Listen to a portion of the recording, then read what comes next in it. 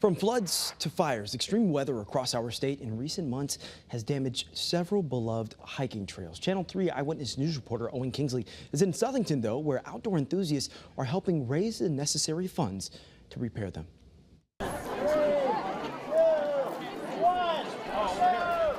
More than 150 walkers, runners, and hikers rallying together Sunday at the YMCA Camp Sloper to raise funds to restore miles of trails that were damaged this past year.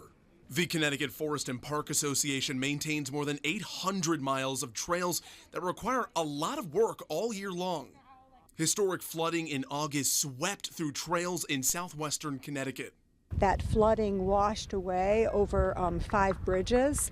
Those bridges are pretty expensive, pretty labor intensive to build. All but one of those bridges have now been repaired, but there's still work to do.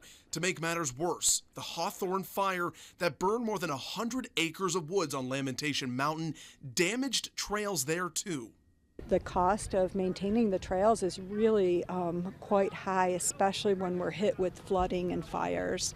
It's the love of the outdoors that brought these runners and walkers here Sunday morning. Those trails on Lamentation Mountain and all over the state are important to maintain for future generations.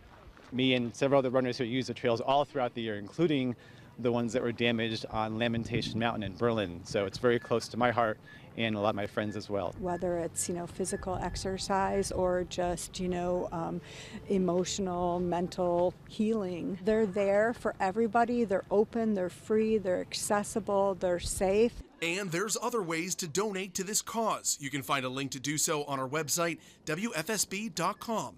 In Southington, I'm Owen Kingsley, Channel 3 Eyewitness News. 12 high